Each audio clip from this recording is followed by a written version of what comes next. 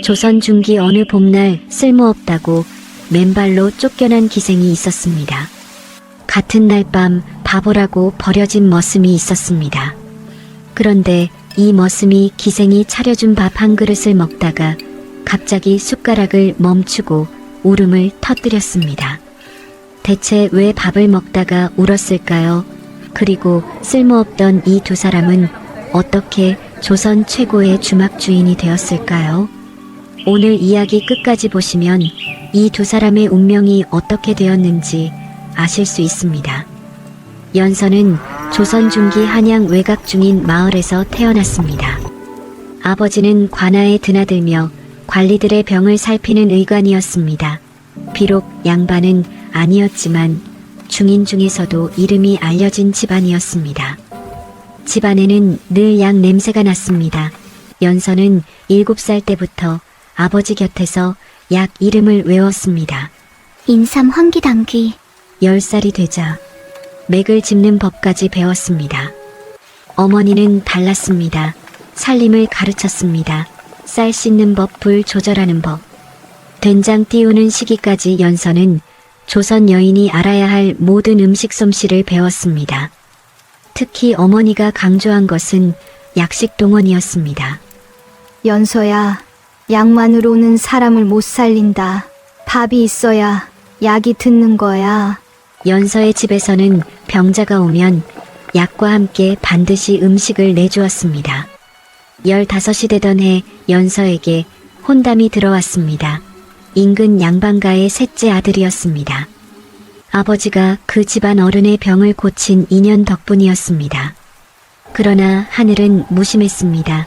그해 봄부터 비가 오지 않았습니다. 2년 연속 흉년이 들었습니다. 굶어 죽는 사람이 늘었고 아무도 약을 사러 오지 않았습니다. 먹을 것이 없는데 누가 약을 찾겠습니까? 아버지는 외상으로 약을 내주었습니다. 그러나 빚만 늘어갔습니다. 3년째 되던 해 봄 양반가에서 파온 통보가 왔습니다. 쪽지 한 장이 전부였습니다. 가세가 기울어 혼인을 이을 수 없습니다. 연서는 마당에 주저앉았습니다. 17의 나이에 몰락한 집안에 시집 못 간 노처녀가 되었습니다. 빚쟁이들은 자비가 없었습니다. 약재를 가져가고 가구를 가져가고 솥단지까지 가져갔습니다. 그래도 빚은 줄어들지 않았습니다. 어느 날 밤 아버지가 연서를 불렀습니다. 연서야, 아비를 용서해라.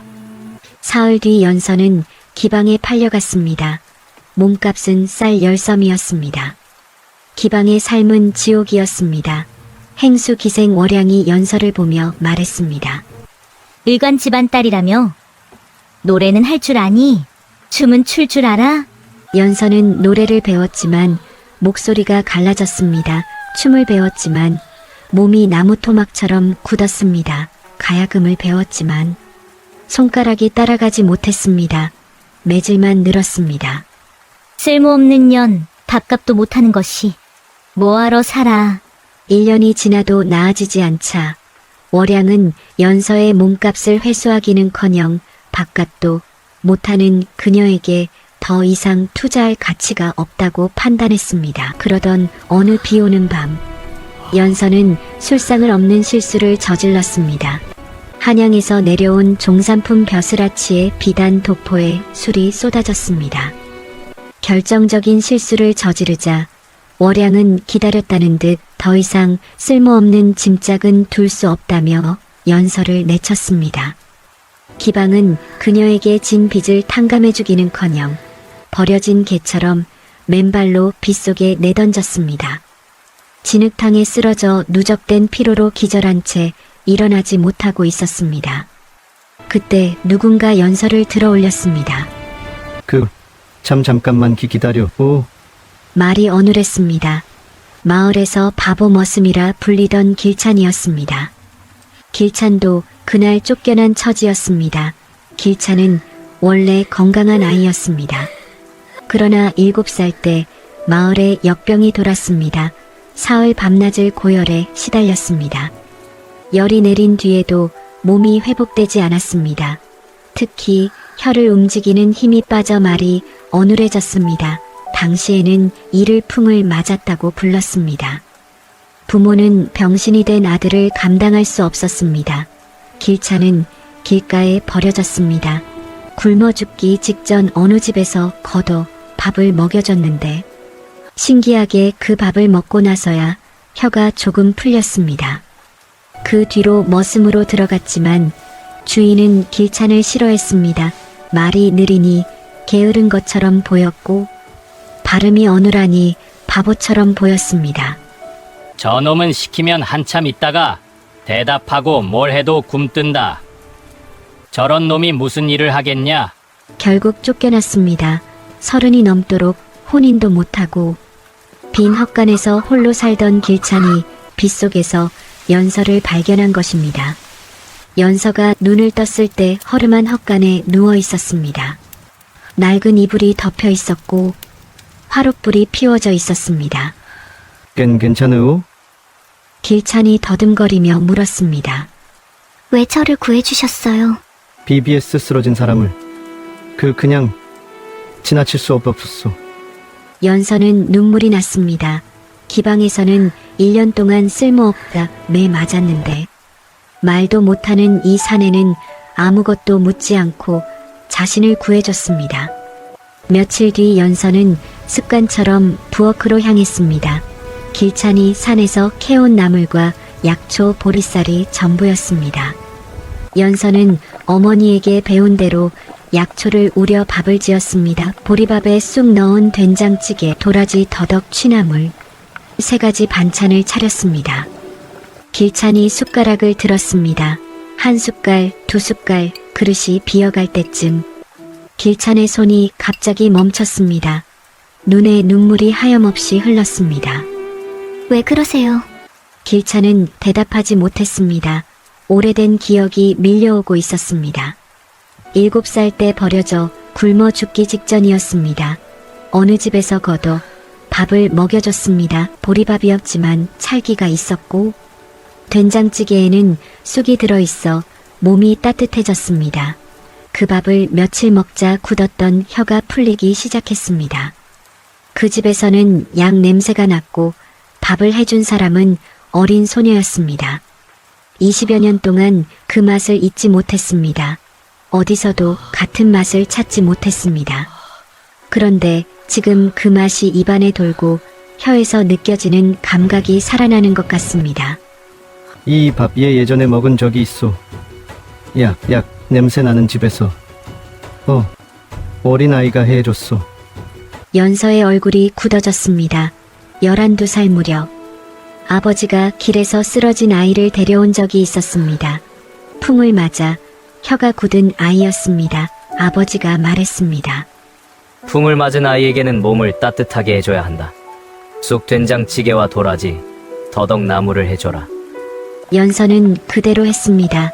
며칠 뒤 그 아이는 처음으로 소리를 냈습니다. 그 아이가 지금 눈앞에 있었습니다. 20여 년 전 자신이 살렸던 아이가 자신을 살린 것입니다. 그 아이가 당신이었군요. 두 사람은 말없이 마주 앉아 울었습니다. 그런데 연서는 이 우연한 만남을 그냥 넘기지 않았습니다. 길찬의 굳은 혀를 다시 풀어주기로 결심한 것입니다. 그날 밤 연서는 잠을 이루지 못했습니다. 길찬의 어눌한 말투가 머릿속을 떠나지 않았습니다. 어릴 때 며칠밥을 먹고 혀가 조금 풀렸다면 지금도 가능할 것이었습니다. 연서는 아버지에게 배운 것들을 떠올렸습니다. 풍의 후유증으로 혀가 굳은 것은 몸 안에 열독이 남아 막힌 기혈을 뚫어야 합니다. 그러려면 약만으로는 부족합니다. 매일 먹는 밥과 반찬에 약성을 담아야 합니다. 물론 이것만으로 병이 낫는 것은 아닙니다. 그러나 매일 먹는 밥에 약성을 담으면 몸이 서서히 회복된다는 것이 의관 집안의 비법이었습니다. 다음날 새벽 연서는 산으로 향했습니다.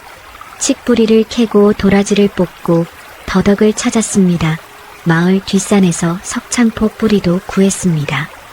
석창포는 막힌 기운을 뚫고 정신을 맑게 하는 약재였습니다. 연서는 매일 다른 반찬을 만들었습니다. 그러나 한 가지는 똑같았습니다. 모든 음식에 약재가 들어갔다는 것입니다. 밥물에는 석창포, 된장찌개에는 칡뿌리, 반찬에는 도라지와 더덕을 넣어 지었습니다. 길찬은 몰랐습니다. 자신이 먹는 밥 한 그릇에 5가지 약이 숨어 있다는 것을. 열흘이 지났습니다. 길찬의 말이 조금 빨라졌습니다. 한 달이 지났습니다. 더듬거림이 눈에 띄게 줄었습니다. 2달이 지났습니다. 신기한 일이 일어났습니다. 연서 낭자. 길찬이 처음으로 막힘없이 이름을 부른 것입니다. 연서는 숟가락을 떨어뜨리고 눈물을 흘렸습니다. 어떻게 이럴 수가 있어요. 정말 난 거예요. 길찬이 웃으며 말했습니다. 당신의 밥을 먹으니 이렇게 됐소. 약을 먹은 것도 아닌데. 연서가 고개를 저었습니다. 약을 드신 거예요. 밥이 곧 약이에요. 아버지가 가르쳐 주신 거예요. 약식 동원이라고. 음식과 약은 뿌리가 같다고. 길찬은 한동안 말을 잇지 못했습니다. 자신이 먹은 밥 한 그릇. 한 그릇에 그토록 정성이 담겨 있었다는 것을 그제야 알았습니다. 그러나 마을의 시선은 여전히 차가웠습니다. 기방에서 쫓겨난 년이 바보 머슴과 붙어 산다더라. 어느 날 밤 헛간에 돌이 날아들었습니다. 식재료가 사라졌습니다. 연서는 짐을 쌌습니다. 저 때문에 고생하시는 거예요. 제가 떠나면 괜찮아질 거예요. 길찬이 막아섰습니다. 가지 마시오. 그 밥이 나를 살렸소. 이번에 떠나면 정말 제가 힘들 것 같습니다. 2 사람은 그 마을을 떠나지 않았습니다. 길찬은 산에서 나무를 했습니다. 몸이 좋아지니 하루에 3짐도 가능했습니다. 연서는 약초를 캤습니다. 모두 돈이 되는 것들이었습니다. 그러던 중 마을에 역병이 돌았습니다. 길찬이 어릴 때 알았던 것과 같은 병이었습니다. 약 살 돈이 없는 사람들은 죽어갔습니다. 연서는 가만히 있을 수 없었습니다.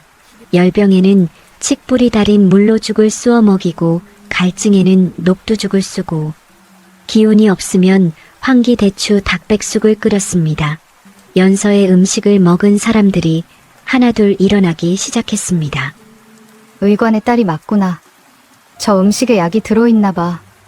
마을 사람들의 시선이 달라졌습니다. 병이 지나간 뒤 사람들이 연서를 찾아왔습니다. 돈을 낼 테니 밥을 해주시오. 연서의 밥이 병을 낫게 한다는 소문이 퍼진 것입니다. 길찬은 더 열심히 나무를 했습니다. 장에 내다 팔아 돈을 모았습니다. 2년 뒤 2 사람은 마을 어귀에 작은 주막을 열었습니다. 이름은 약반당이었습니다. 약과 밥이 하나라는 뜻이었습니다. 그런데 주막이 번성할수록 이상한 소문이 돌기 시작했습니다. 기방에서 쫓겨난 년이 어떻게 저리 잘 됐냐는 것이었습니다. 그리고 어느 날 정말로 그 기방에서 손님이 찾아왔습니다. 행수기생 월양이었습니다. 월양은 약반당 마루에 떡하니 앉더니 말했습니다. 연서야 오랜만이구나. 내가 이렇게 잘 됐다며. 연서는 가슴이 철렁했습니다. 월양이 찻잔을 내려놓으며 말을 이었습니다. 내가 왜 왔는지 알겠지? 내 몸값은 쌀 10섬이었지만 그 후 너 때문에 입은 손해가 막심했다. 이 주막이 잘 되니 이제라도 그 빚을 갚아야 할 때가 아니냐. 근데 지금 내가 이렇게 됐으니 15섬은 받아야겠다. 연서가 놀라 물었습니다. 언니 저를 쫓아낸 건 기방이었잖아요. 쓸모없다고 맨발로 내던졌잖아요. 월양이 코웃음을 쳤습니다. 쫓아낸 게 아니라 내보내준 거지. 이 주막이 잘 되니 이제라도 그 빚을 갚아야 할 때가 아니냐. 덕분에 내가 이렇게 잘 됐잖아. 은혜를 갚아야지. 내가 의관의 딸임을 숨기고 기생으로 일한 것은 관아에 고발할 수 있는 중대한 문제야. 길찬이 앞으로 나섰습니다. 예전과 달리 또렷한 목소리였습니다. 말이 안 돼요. 쫓아놓고 잘 되니까 돈을 내놓으라니? 그게 무슨 도리요? 월양이 길찬을 훑어보며 말했습니다. 어머, 바보 머슴이 말을 하네. 혀가 풀렸나 보구나. 월양이 자리에서 일어나며 말했습니다. 열흘 안에 15섬을 가져와. 안 그러면 관아에 고할 거야. 기적을 빼돌렸다고. 월양이 떠난 뒤 연서는 눈물을 흘렸습니다. 길찬이 연서의 손을 잡았습니다. 걱정 마시오. 우리가 떳떳하면 돼요. 며칠 뒤 월양이 정말로 관아에 고했습니다. 그러나 뜻밖의 일이 벌어졌습니다.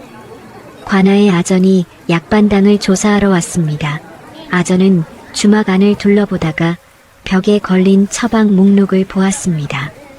열병에는 다스라는 법, 기력 부족에는 넣는 음식. 아전이 고개를 끄덕였습니다. 자신의 아내도 열병을 앓을 때 누군가에게 칡뿌리 죽을 얻어먹고 나았기 때문입니다. 아전이 월양에게 말했습니다. 행수, 기생을 1년 만에 쓸모없다고 쫓아놓고 잘 되니까 돈을 내놓으라. 이게 말이 돼요. 기적을 빼돌렸다는 증거는 어디 있어? 월양은 아무 말도 못했습니다. 아전이 다시 말했습니다. 오히려 이 여인은 마을 사람들의 병을 고친 은인이오. 헛된 고발로 관아의 시간을 뺏은 죄를 물어야겠소. 월양은 얼굴이 하얘져서 도망치듯 떠났습니다. 그 뒤로 다시는 나타나지 않았습니다. 월양이 떠난 뒤 약반당은 더욱 번성했습니다. 소문은 한양까지 퍼졌습니다. 5년이 지났습니다. 바보 머슴이라 불리던 길찬은 부지런한 주막 주인이 되었습니다. 쓸모없다. 쫓겨난 연서는 조선 최고의 음식 솜씨를 가진 사람이 되었습니다. 그의 가을 두 사람은 부부가 되었습니다. 화려한 혼례는 없었습니다. 그러나 길찬은 또렷한 목소리로 말했습니다. 당신이 아니었으면 나는 평생 말 한마디 못하고 살았을 거요. 연서는 대답했습니다. 당신이 아니었으면 나는 그날 밤 빗속에서 죽었을 거예요. 아들 둘 딸 하나가 태어났습니다. 연서는 아이들에게 가르쳤습니다. 음식은 배를 채우는 것만이 아니란다. 사람을 살리는 것이란다. 세월이 흘러 연서가 눈을 감던 날 길찬이 곁에서 말했습니다. 당신의 밥이 나를 2번 살렸소. 7살 때 1번, 30에 또 1번. 당신이 없었으면 나는 평생 바보로 살다 죽었을 거요. 약반당은 100년이 넘도록 그 자리에 남았습니다. 연서의 음식 솜씨는 자식에게 전해지고 손자에게 또 전해졌습니다. 사람들은 오래도록 이 이야기를 전했습니다. 노래 못하고 춤 못 춘다고 쫓겨난 기생이 있었다고. 그러나 그 여인에게는 기방에서 쓸모없던 다른 재주가 있었습니다. 약을 알고 음식을 아는 재주가 있었습니다. 말 못하고 게으르다고 버림받은 머슴도 있었습니다. 그러나 그 산에는 비 오는 밤 쓰러진 사람을 그냥 지나치지 않는 마음이 있었습니다. 그 마음이 결국 자신을 살린 은인을 다시 만나게 했습니다. 세상은 쓸모있는 사람과 쓸모없는 사람을 나눕니다. 이 세상에 쓸모없는 사람은 없습니다. 다만 재주를 쓸 곳을 못 찾은 사람이 있을 뿐이라고. 기방에서 쓸모없던 재주가 주막에서는 사람을 살렸습니다. 바보라 불리던 사내가 부지런한 주막 주인이 되었습니다. 버려진 두 사람이 만나 서로를 살리고 마을을 살리고 마침내 100년간은 가업을 세웠습니다.